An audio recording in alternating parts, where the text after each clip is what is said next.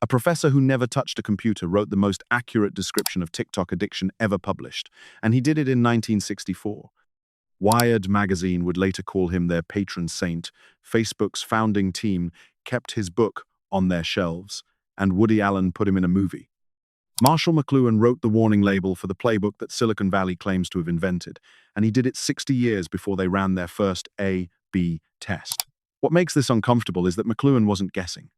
He developed a complete framework for understanding how media reshapes human consciousness, and social media companies built their entire business models on his principles without necessarily knowing it. McLuhan saw his work as a warning, but they treated it as a blueprint. This is the story of a dead Canadian professor who understood your relationship with your phone better than the engineers who designed it. Marshall McLuhan taught English literature at the University of Toronto in the early 1960s, working alongside Harold Innis, the economist who pioneered the study of how communication systems shape empires. Together they formed what academics now call the Toronto School of Communication Theory. Their backgrounds weren't computer science or psychology, but literary criticism and economic history. McLuhan had developed an obsession with understanding why the printing press didn't just spread information, but fundamentally restructured Western civilization, and his focus wasn't on what got printed, but on what the act of printing itself did to the human mind. His research led him somewhere strange. Every major communication technology he studied, from the phonetic alphabet to the Gutenberg press to the telegraph to radio to television, didn't just deliver content. Each one reorganized how humans think, relate, and structure their societies. The content barely mattered because the technology itself was doing the heavy lifting.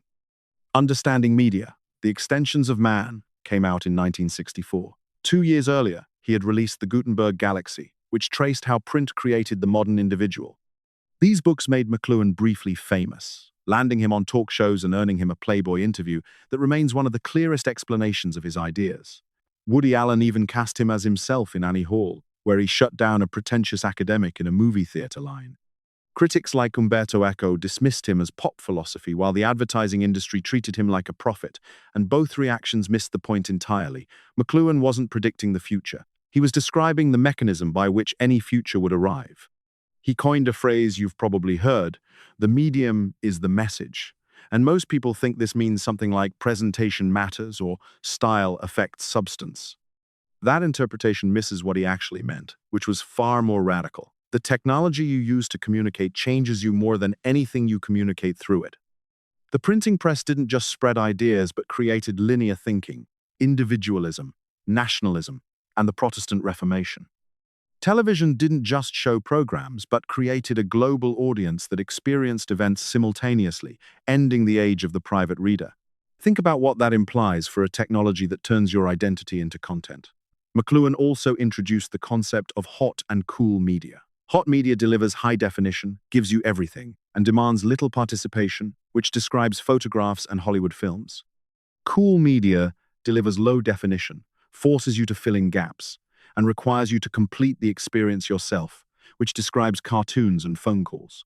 The scratchy authenticity of a voice memo is cooler than a polished podcast. Electronic media would flip everything, McLuhan predicted. After centuries of hot, print-based culture that was linear, private, and specialized, humanity would return to something tribal, something oral, something where participation became mandatory rather than optional.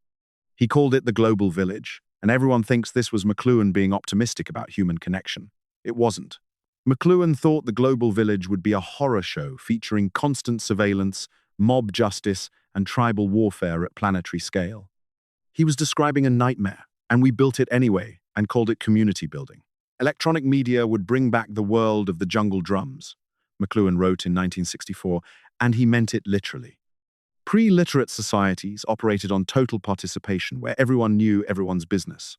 Reputation determined survival, and justice arrived immediately and publicly. Electronic media would return us to those dynamics at global scale, with none of the community accountability that made village life survivable. Every Twitter pile-on proves him right. The mechanism is what matters here, and the mechanism is what Silicon Valley accidentally rediscovered through billions of dollars of A/B testing. McLuhan developed something called the tetrad, which consists of 4 questions you ask about any new technology to understand its total effects. What does it enhance? What does it make obsolete? What does it retrieve from the past? And what does it reverse into when pushed to extremes? Product managers at every tech company run a version of this exercise today. They call it jobs to be done, or consequence mapping, or second-order effects. McLuhan did it first in 1964, and he did it to warn us rather than to optimize engagement metrics. Running social media through McLuhan's tetrad reveals everything. Connection is what social media enhances, giving you the ability to reach anyone, anywhere, instantly. Your social network expands from the 100 people you actually know to potentially millions of weak ties and parasocial relationships. Gatekeepers are what social media makes obsolete.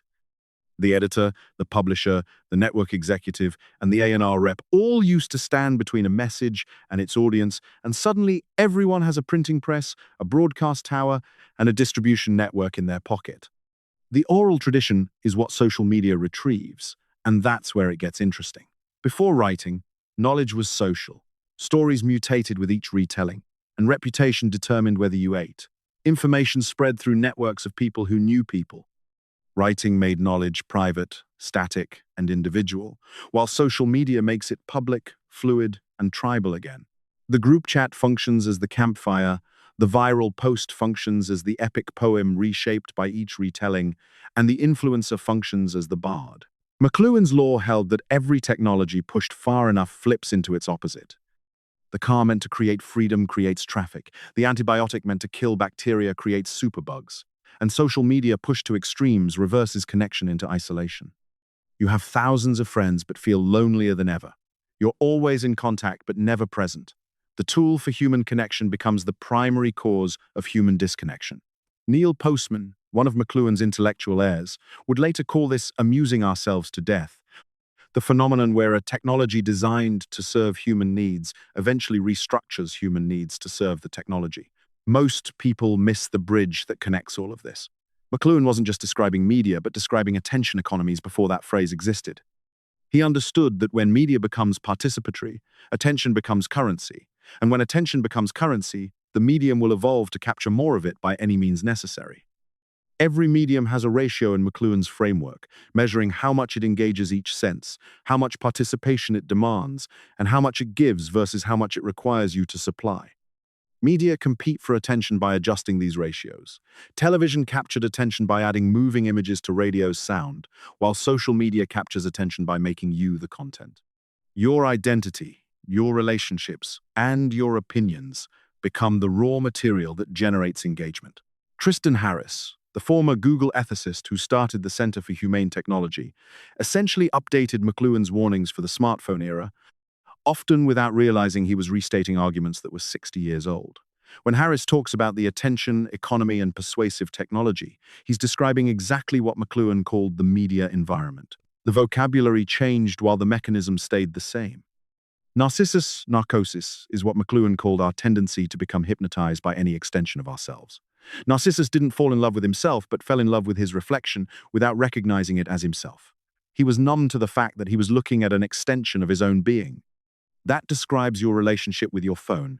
Here's what most McLuhan interpreters miss about this concept. The numbness isn't a bug, but a feature. You couldn't function if you were constantly aware that your phone is an extension of your nervous system, that your social media profile is an extension of your identity, and that your feed is an extension of your attention. The narcosis is adaptive, but platforms exploit your adaptive numbness to capture attention you'd never consciously give them. Every technology extends some part of us, McLuhan argued. The wheel extends the foot, the book extends the eye, clothing extends the skin, and the computer extends the central nervous system. We become numb to these extensions and stop seeing them as separate from ourselves. Social media extends your social nervous system. Your profile extends your self-concept. Your feed extends your attention, and your network extends your social brain. You've become so numb to it that you don't experience scrolling as operating an external technology, but as existing. 150 times a day is how often people check their phones without deciding to. And this happens because you're not making a choice. The extension has become the thing extended. The medium has become you. The dopamine system that makes checking your phone feel urgent existed beyond McLuhan's neuroscience vocabulary, but he described the phenomenon precisely. The narcosis isn't metaphorical but neurochemical. Your brain literally can't distinguish between your social status and your phone's representation of your social status. The notification and the social validation it represents have fused. Rear-view mirror thinking was McLuhan's term for our tendency to understand new media through the lens of old media. When television arrived, people called it radio with pictures. When the automobile arrived, people called it a horseless carriage. We always define the new by what it replaced, which blinds us to what it actually is. Social media got this treatment too. Early commentators called it publishing for everyone, or digital word of mouth, or virtual community, seeing it as an extension of what came before. McLuhan would have immediately recognized it as something categorically different. Not a new way to publish, but a new way to exist socially. Not a tool you use, but an environment you inhabit. And that's why Facebook beat MySpace, why TikTok beat Vine, and why every major platform shift happens. The winners understand the medium while the losers only understand the content. Mark Zuckerberg may never have read McLuhan, but he intuited McLuhan's principles.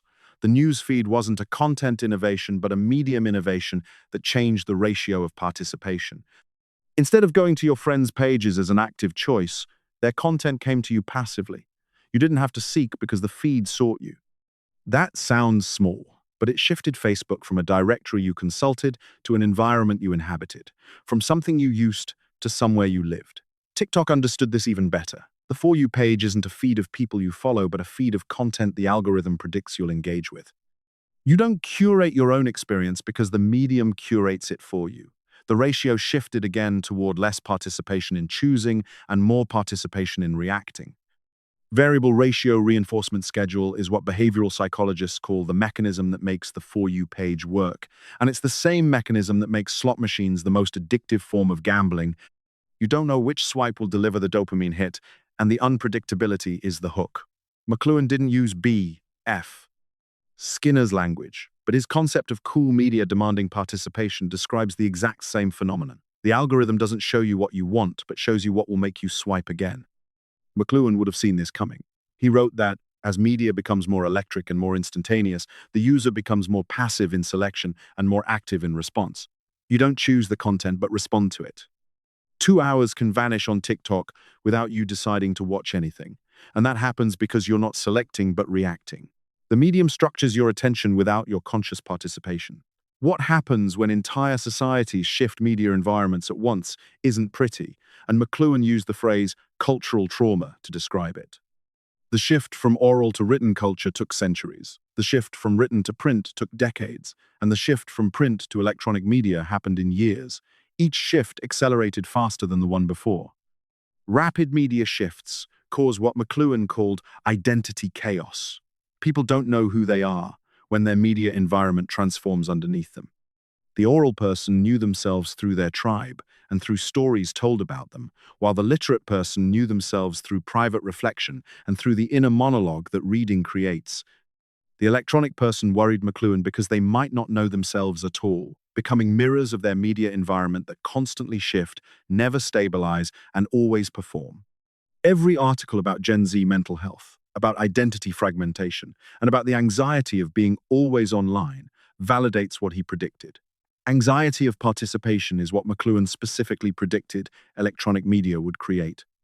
In a print culture, you could be a passive consumer because books didn't demand you write back and newspapers didn't ask for your take. Participatory electronic media creates constant pressure to respond, to engage, to have takes, to react, and to be witnessed reacting. Social media weaponized this. The notification, the like, the comment, and the view count aren't features, but anxiety generators that create participation debt. Every notification is a demand on your identity. McLuhan saw one more thing that explains why your phone makes you feel like you're drowning. He wrote about acoustic space replacing visual space. Visual space, which was the world of print, operated as linear, sequential, and organized in rows and hierarchies. You read left to right and top to bottom, one thing at a time. Priorities were clear because sequence was clear. Acoustic space, which was the world of electronic media, operated as simultaneous, all at once, and coming from every direction. Sound doesn't have edges, and you can't focus on one sound and block out others the way you can focus on one word on a page. Sound is environmental, immersive, and inescapable. Everything happens now in acoustic space. There's no sequence, no priority, and no distinction between urgent and trivial. Everything demands attention simultaneously. That's your notification drawer, and that's why you feel like you're failing at something you can't even name. The medium has restructured your experience of time itself. McLuhan was describing the phenomenology of being extremely online in 1964. The feeling of everything happening at once, the collapse of priority, the inability to sequence experience, and the anxiety of omnidirectional demands are all what he called acoustic space. We call it brain rot and doom scrolling and the algorithm, but it's the same phenomenon with different vocabulary. McLuhan wasn't infallible. He predicted television would make reading obsolete, which didn't happen, though it changed what and how we read.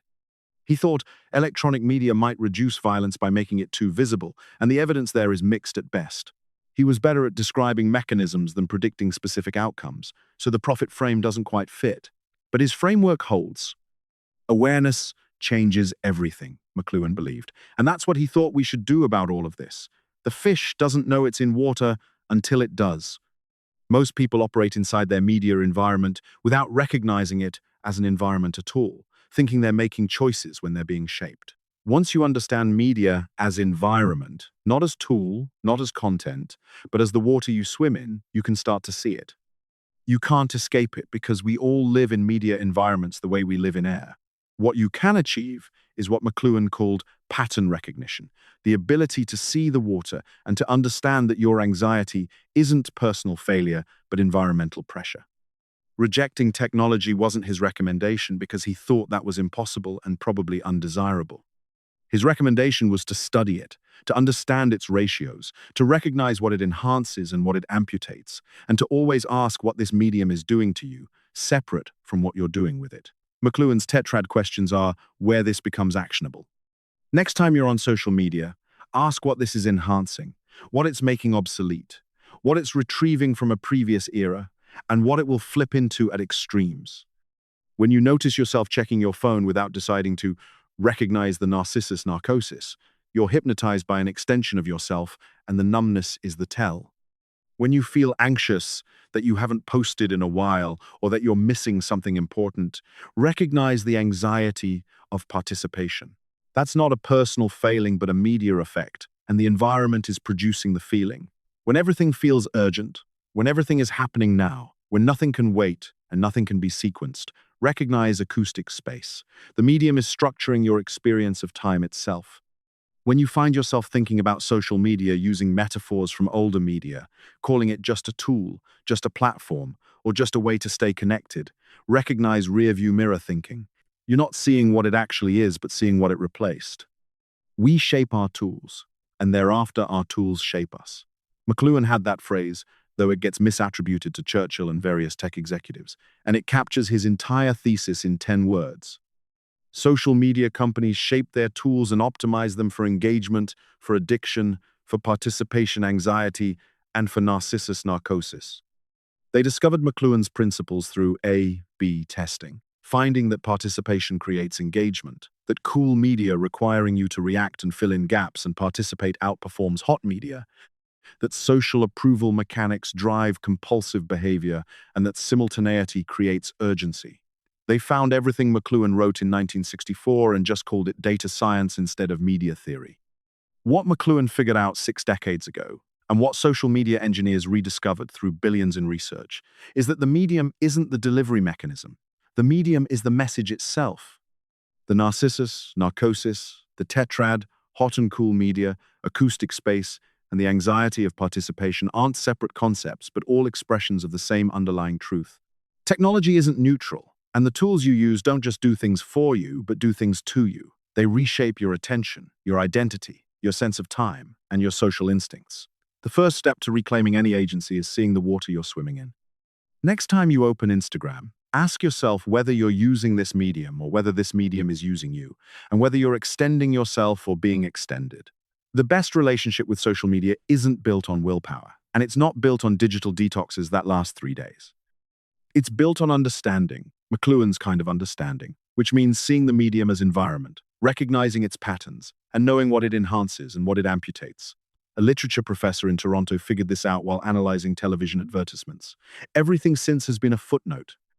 Media theory and social media design seem like completely unrelated fields, but the underlying structure is identical. A professor analyzing television in 1964 described your relationship with TikTok better than any contemporary think piece.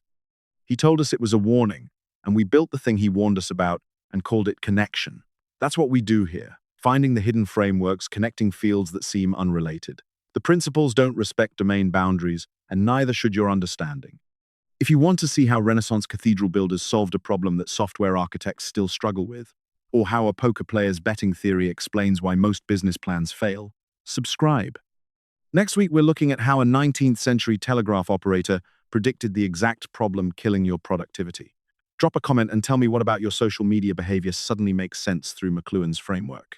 The medium is the message. Now, you know what that actually means.